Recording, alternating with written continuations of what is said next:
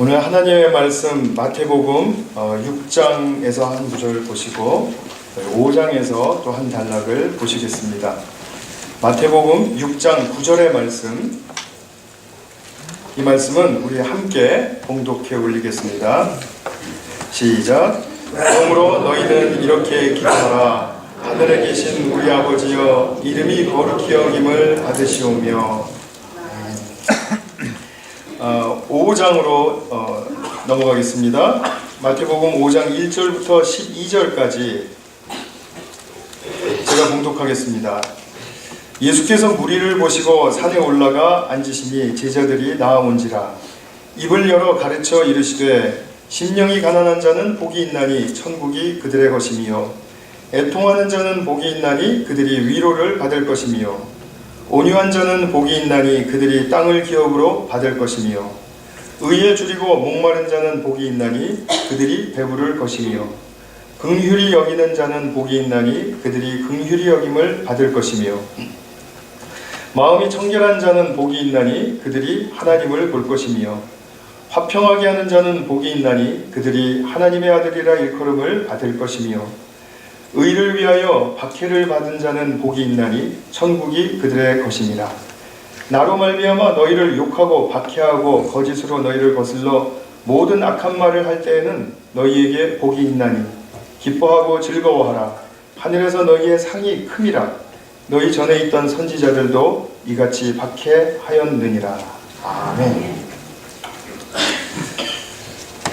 옛날에 어떤 나라에 선한 왕이 살고 있었습니다. 그 왕은 백성들에 대한 관심과 사랑이 지극했습니다. 그래서 어느 날 신하들을 대동해서 감옥, 사람들이 잘 찾아가지 않는 감옥을 한번 방문해야 되겠다고 생각하고 그 죄수들을 찾았습니다.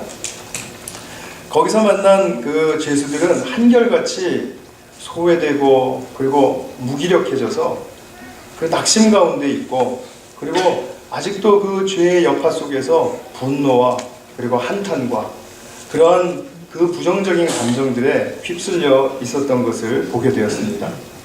왕이 그들을 만났을 때 너무나 깊은 연민을 느꼈고, 그리고 그들을 불쌍히 여겼습니다. 자기 백성이기 때문이죠. 그래서 그들을 가까이 가서 쓰다듬어주고 그리고 안아주고 했습니다. 그런 왕과의 진심이 통하는 터치, 그리고 만남이 있었을 때 그 죄수들에게 무언가 마음에 변화가 일어나기 시작했습니다.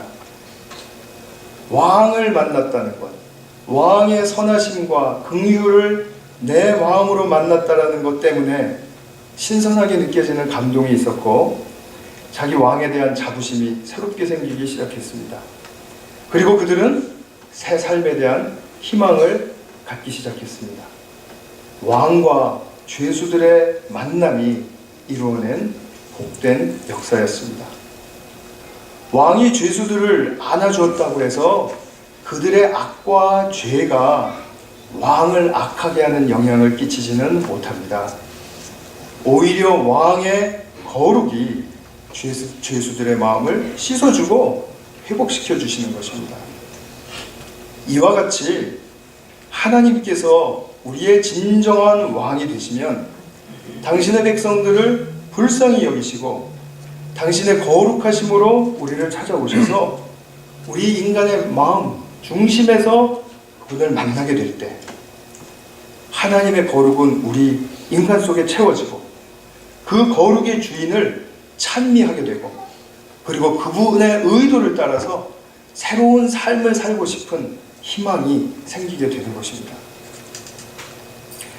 지난주에 주기도문 첫 번째 강해를 하면서 예수님이 가르쳐 주신 기도는 모두 산상수훈의 가르침과 연결되었다라고 말씀을 드렸습니다.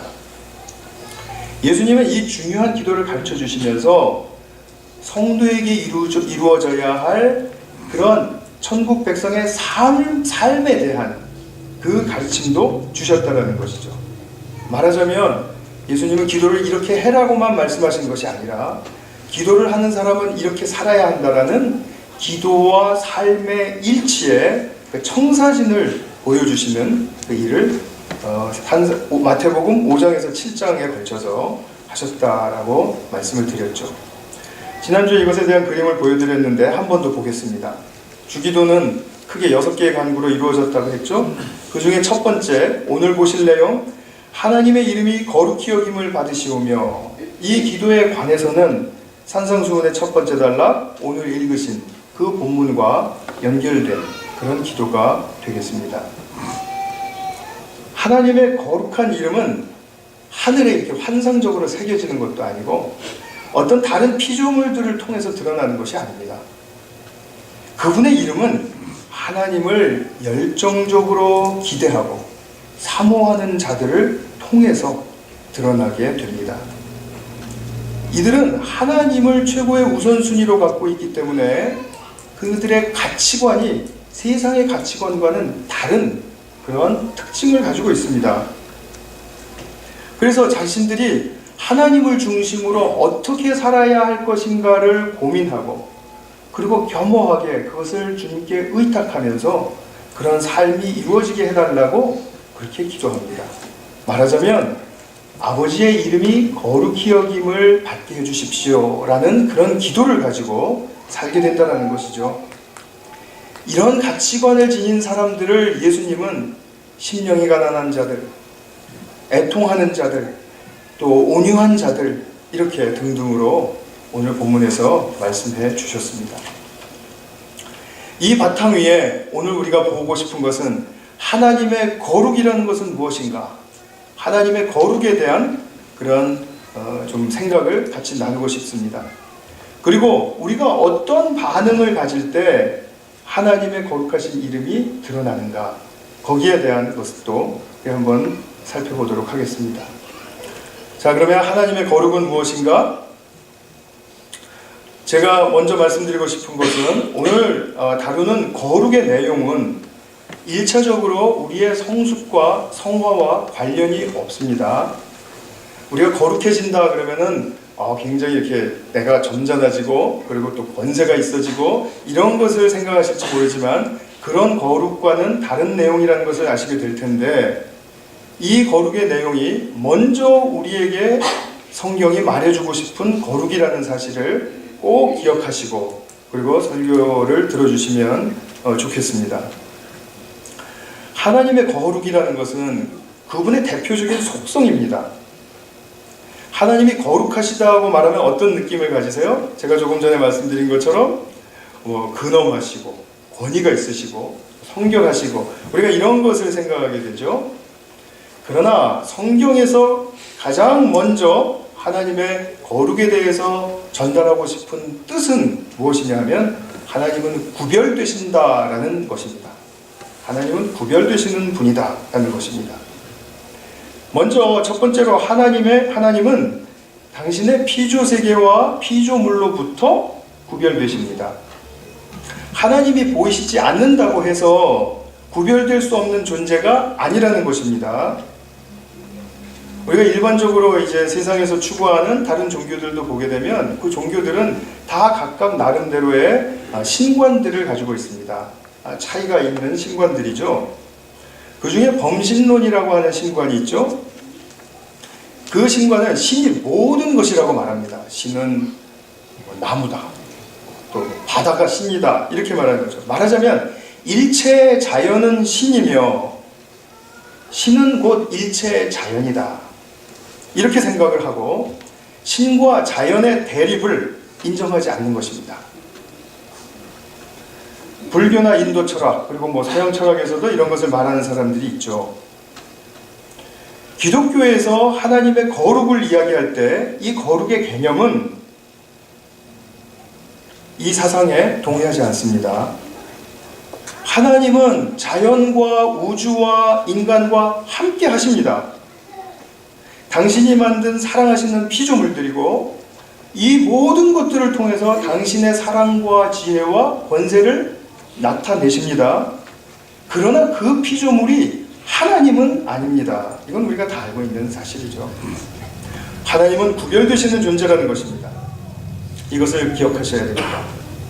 또 두 번째로 무엇으로부터 구별되시느냐 하면 악한 것으로부터 구별되신다라는 것입니다. 이 말씀 굉장히 쉽게 들리죠? 뭐 당연히 그렇지. 근데 그렇게 생각으로만 그렇게 하지 마시고 한번 우리의 삶에서 한번 생각을 해보세요. 우리의 삶에 무엇으로부터 구별되는가? 인간의 타락을 이용하는 악의 권세는 매우 교활합니다. 그렇기 때문에 우리가 하나님의 평강을 구할 때 우리가 편안해지면 그 편안함이 하나님의 평강의 모조품으로서 우리에게 주어진 것인데도 불구하고 우리는 그 편안함을, 편리함을 평강이라고 착각을 합니다. 그러면 우리는 편리하고 편안함 가운데 거할 때 이제 우리가 조금 더 많이 얻고 능력도 더 많이 길러서 성공하면 하나님의 일을 많이 할 수 있다라는 그런 업적 중심으로 우리의 신앙을 오도해가는 것이죠. 하나님의 평안의 모조품인 편안함, 편리함, 그 속에 편리주의를 자극시키고 또 성공주의를 자극시켜서 하나님의 거룩이 우리의 성품과 우리의 깊은 삶을 통해서 나타나야 함에도 불구하고 그런 업적 중심으로 나아가게 하는 그런 착각을 하게 만드는 그 악의 교활함. 따라서 이 악의 교활함은 윤리적인 잣대에서 악하다 선하다 말할 수 없죠. 우리가 편안한 것이 나쁜 것입니까? 비윤리적인 건 아니죠? 우리가 성공하는 것이 비윤리적인 것입니까? 아니죠. 그러나 그것만으로는 하나님이 의도하신 것을 이루실 수 없죠. 그렇기 때문에 그런 악의 교활함에 우리가 분리되어야 된다라는 그런 분명한 분리의식을 하나님은 가지고 계시는 것입니다. 하나님 때로는 악을 물리치세요. 때로는 그대로 두시면서 쥐고 흔드시기도 하세요. 때로는 방치해 두시기도 하십니다. 그래서 그 악을 결국 하나님의 섭리의 도구로 사용하시기도 합니다. 이것이 바로 성경의 욥기가 우리에게 가르쳐주는 교훈이죠. 자, 거룩의 첫 번째 요소를 정리하겠습니다. 하나님은 구별되셔야 한다.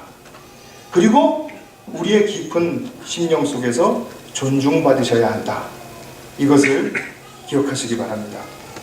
사무엘하 2장 30절에 보면 나를 존중히 여기는 자를 내가 존중히 여기고 이렇게 말씀합니다. 하나님은 구별되어서 존중받으시고 우대받으셔야 할 분입니다. 보이지 않는 분이니까 어디에도 계신다. 말은 맞습니다. 말은 맞는데 어디에도 계시니까 알아서 계시겠지. 이거는 아니라는 거죠. 우리의 인격의 중심에 계셔야 한다는 거죠. 그리고 우리의 인격의 중심에서 하나님은 구별되어서 존중받으셔야 한다는 거죠. 이 구별되어야 된다라는 이 거룩의 의미를 지금 말씀을 드렸습니다.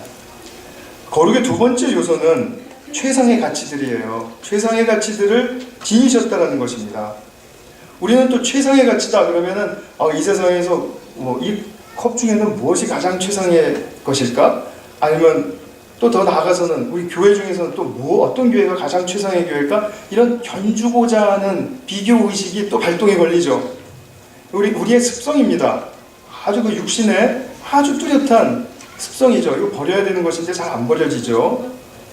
그런데 하나님의 최고의 가치들이라는 것은 이 세상에는 존재하지 않는 것을 만나는 것입니다. 이 세상에는 영원한 것이 없습니다. 생각해 보세요. 없습니다. 그러나 하나님은 영원하시다. 이것을 하나님을 만남으로써 알게 되면 우리는 바로 이것이로구나. 이렇게 알게 된다는 거죠. 또 하나님의 선하심. 이건 우리 인간도 선하고 하나님도 선하시고 그런 차원에서 선하심이 아니라는 것을 우리는 만날 수 있습니다. 또 하나님은 모든 존재의 근원이시다.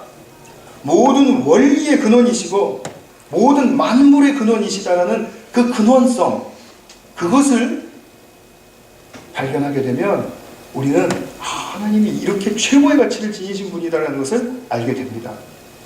제가 얼마 전에 빅뱅설이 이제 우주 창조론의 굉장히 그 대세다라고 말씀을 드리면서 좀 소개한 적이 있었죠. 잠깐. 요즘 과학자들이 그 입자물리학 연구소라는 것을 유럽에 이제 크게 공동으로 세워서 들어가는 것이 빅뱅이 딱 일어나고 난 100만 분의 1초까지 추적을 해서 무슨 일이 일어났는지를 알 수가 있습니다. 놀랍죠? 그런데 이 과학자들이 계속해서 추구하고 알고 싶은 것은 빅뱅이 일어나는 그 순간을 알고 싶은 것이에요. 근데 그 순간은 아무도 모릅니다.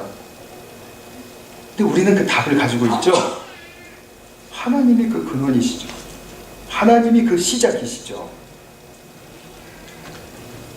과학적으로나 인문학적으로나 우리는 모든 것들에 대해서 우리는 분명하게 하나님이 근원 되신다는 것을 만나면 분명히 그것을 우리의 기초로 삼고 학문을 하든지 예술을 하든지 어떤 삶이든지 살 수 있게 되는 것입니다. 하나님의 최상의 가치들이라는 것은 어떤 것이길래 그럴까요? 바울이 고린도전서 2장 9절에서 말씀합니다.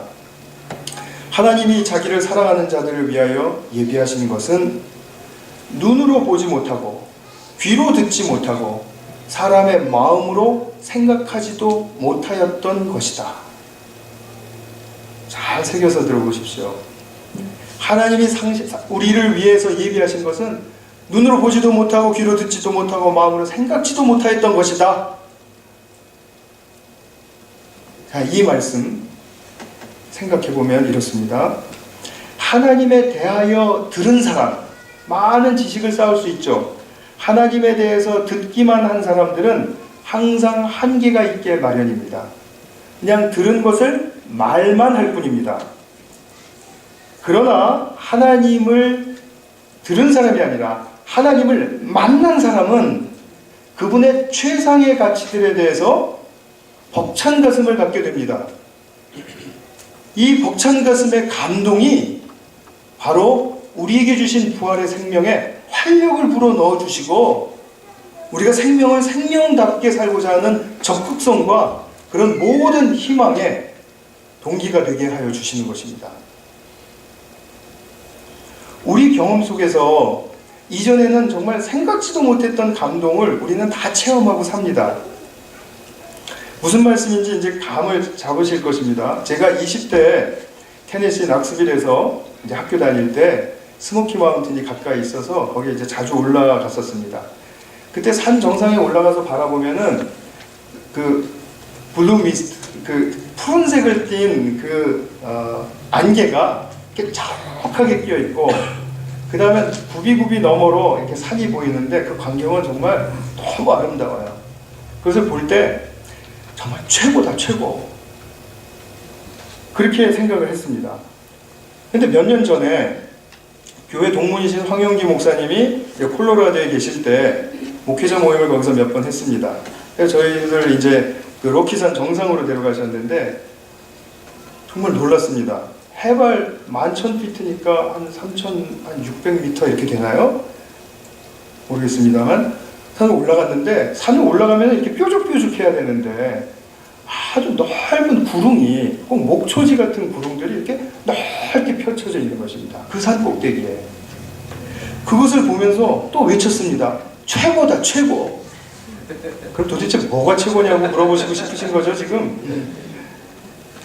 스모키 마운틴에 대해서 듣기만 할 때는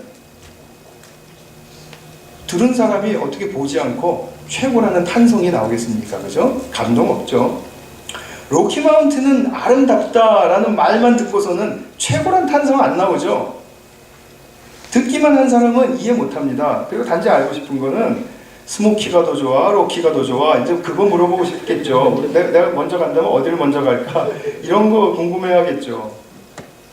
그러나 저에게는 산들과의 만남이 있었기 때문에 무엇이 더 좋다고 말할 수 없습니다. 비교되지 않습니다. 감동이 있었기 때문에 산에 대한 제 안목이 바뀌었고, 산에 대한 진정한 가치를 보았기 때문에, 그렇기 때문에 저에게는 그 둘 다 제게 너무나도 필요한 감동의 힘입니다. 어릴 때 저희 어머니께서 민서가 이곳 들어봐. 바리톤 오현명 선생님의 한국 가곡을 들려주셨어요.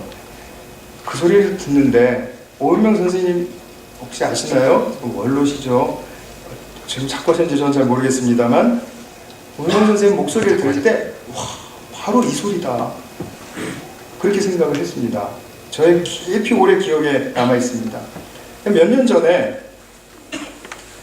그 클래식 오디세이라는 그 프로그램을 통해서 바리톤 그 연광철 교수라는 분을 새로 이제 보게 되었는데, 그분이 부르는 그 겨울 나그네를 들으면서 야, 세상에 이런 목소리가 정말 너무나, 물론 더 잘하시는 분들도 더 많지만 그 두 분을 통해서 저는 바리톤의 그 진정한 가치를 만나게 되었어요. 그러니까 무엇이라고 비교할 수 없는 것이죠. 정말 진짜 가치를 알게 되는 그 기쁨, 그것은 제게 계속해서 감동이죠. 그래서 제가 기회가 있을 때마다 그분들, 요새는 유튜브가 있으니까 유튜브에 들어가서 계속 들어보고 이렇게 하면서 저를 정화시키기도 하고 또 저를 또 새롭게 하는 그런 좋은 그 동기가 되고 힘이 됩니다. 사랑하는 여러분, 하나님에 대해서 듣기만 하고 하나님이 이렇다 저렇다고 말할 때는 사실 우리가 무슨 말 하고 있는지도 모를 가능성이 매우 큽니다. 그냥 들은 대로 얘기하는 것이고요. 나중에 잊어버리면은 그런 말 할 수 없어요. 그러나 감동 속에서 우리를 만나주신 그 하나님은 그 만남의 자리로부터 시작해서 그 감동이 내게 어떤 힘으로 왔었는지를 논리적으로는 말할 수 없을지 몰라도 분명하게 내 삶을 일으켜주는 힘으로 기억하고 소중히 여기게 됩니다. 나의 큰 영적인 자산이죠. 옛날에는 구약시대 때는 희생제사를 드릴 때 하나님의 거룩하심이 잘 드러났습니다. 그래서 하나님은 하나님의 거룩하심과 만나는 그런 훈련의 장소요 과정으로서 희생제사를 허락하셨습니다. 그래서 하나님의 거룩이 드러날 때는 그 다음에 희생제사를 드리러 가는 백성들은 그 하나님에 대한 만남에 또 기대가 열리게 되고, 그리고 더욱 하나님에 대한 경외심이 일어나게 되죠. 정말 하나님 또 만나고 싶다. 그런 두려움이 생기게 된다 이것입니다. 하나님 중심으로부터 최상의 가치가 나타날 때는 우리에게서 이런 일이 일어납니다. 우리에게는 하나님께서 우리의 중심에 계셔 주십시오. 이렇게 간구하면서 예배드리고 찬양하고 묵상하고 그리고 또 기도할 때 많은 분들이 하나님을 만났다, 이런 간증을 많이 하지 않습니까?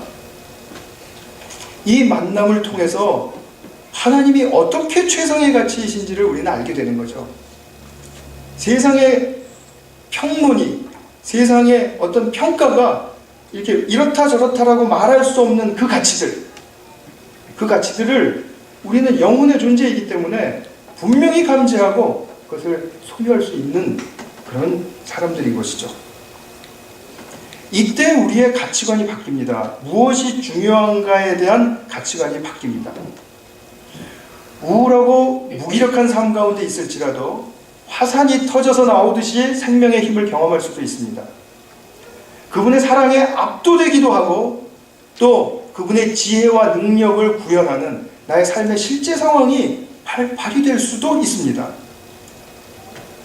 그래서 내가 이 하나님과의 만남을 경험하면서 사는 것이 정말 최고로 가치 있는 일이다라는 것을 확신하게 되는 것이죠.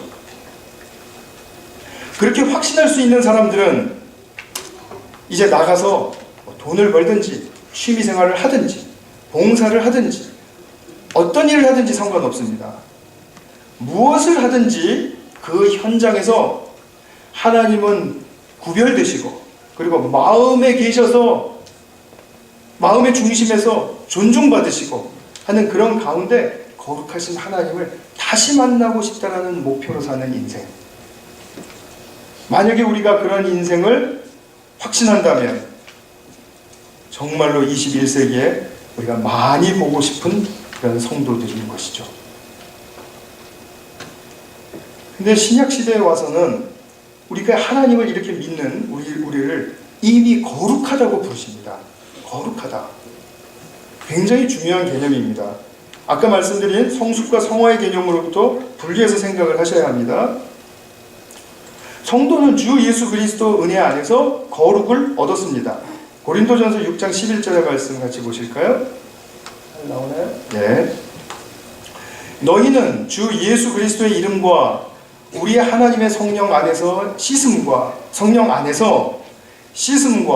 거룩함과 의롭다 하심을 받았느니라. 자, 받은 것 세 가지를 얘기하죠. 같이 동일한 한 묶음이라고 생각하시면 됩니다. 거룩함을 받았다, 이런 표현이 나오죠. 하나님은 우리를 당신의 자녀로 구별하여 놓으시고요, 그리고 구별된 그 자격과 위치 속에서 이제 그분의 최상의 가치를 계속해서 경험해 갈 수 있도록 하나님과의 거룩의 차원에서 교통하게 하신 것입니다. 이것이 신약 백성들의 아주 큰 특권이고 축복입니다. 그래서 우리가 이제 결론적으로 말할 수 있는 것은, 하나님의 거룩이라는 것은 다른 어떤 것이 아니라 간절히 영원하고 겸손하게 주께 의탁하는 성도를 통해서 나타나기를 원하신다, 이것이죠. 그러니까 하나님과 통하지 않는 성경적인 거룩은 없습니다. 그럼 제가 마지막 단원으로 거룩한 하나님은 어떻게 드러나시는가 말씀드리겠습니다. 사실 우리가 현실을 보게 되면 모든 성도들이 이렇게 거룩의 통로를 얻어놓고 살면서도 하나님의 거룩이 드러나지 않는 많은 경우들을 보게 되죠. 왜 그럴까요? 그 이유는 하나님과의 교제가 부족하거나 막혔기 때문입니다. 답은 단순합니다. 하나님과의 교제가 왜 막힐까요? 그것은 하나님이라는 존재가 우리의 삶에서 그토록 필요하고 절실한 분임을 깨닫지 못하고 있기 때문입니다. 맞습니까? 왜 하나님이 절실하게 필요하신 분임을 깨닫지 못할까요? 자기 중심 속에 갇혀서 내게 절실한 것들 몇 가지는 하나님이 도와주셔야 한다라고, 필요하다고 말할지 모릅니다. 그러나 그런 우리의 개인적이고 그리고 그런 나의 삶 속에 해당하는 그런 차원을 넘어서서, 세속의 차원을 넘어서서 나의 생명의 문제, 영생의 문제, 그것뿐만이 아니고 우리 공동체의 문제, 우리 공동체가 어떻게 세워져서 어떻게 가꾸어져서 우리가 어떤 세상에 어떤 교회로 인정받아야 된다는 그런 차원의 얘기가 아니라, 우리 공동체가 어떻게 하나님의 생명을 담는 그릇이 될 것이며, 그 생명의 힘이 얼마나 우리의 겸손한 태도 가운데서 정말 하나님의 품위 있게 나올 수 있는 그런 교회가 될 수 있는 것인가에 대한 그런 문제. 우리 사회를 보아도 마찬가지고 세상을 보아도 마찬가지고, 하나님이 필요하시지 않은 곳은 아무 곳에도 없다. 하나님은 어느 곳에나 꼭 구별되어 계셔야 하고, 그것은 멀리 있는 곳에 하나님이 계신다 할지라도 그것은 나와도 직결된 문제이다. 이것을 알아야 된다는 거죠. 근데 이것을 깨달아야 한다는 것을 허황되거나 아니면 거짓처럼 느껴지기 때문에, 너무 막연하고, 이것은 뭐 글쎄 그냥 뭐 좋으라고 하는 말 아닌가? 그러니까 우리의 삶이 자기중심적인 차원을 계속해서 넘어가지를 못하고 있는 것이죠. 우리가 절실해야 하는데, 우리의 외형적인 세속적인 삶의 향상을 위해서, 아니면 우리의 사역을 위해서, 내가 하는 어떤 일을 하나님의 영광을 드러낸다는 어떤 그런 명분을 위해서 절실한 것이 아니라, 우리의 내면으로부터 끌어오르는 진리와 본질에 대한 절실함을 가진 사람을 보고 싶은 것입니다. 그런 사람 만나고 싶으십니까? 아무도 없습니까? 저는 이광희 집사님의 이 아멘에 힘입어서 삽니다. 정말 보고 싶으셔야죠. 여러분들이 저를 보시고 있지만 제가 그런 사람이 되기를 정말 원하셔야 되고, 저는 여러분들을 뵐 때마다 그런 사람이 되기를 엄청나게 기다리고 그리고 원하고 있습니다. 모두 다입니다. 예외 없습니다. 어떤 분이 저는 진리와 본질에 대한 절실함을 가지고 있는데요, 말하시고 있는 분이 있다면 칭찬해드리고 싶고 더욱더 격려해드리고 싶습니다. 그러나 다 되었다고 하는 수준은 없습니다.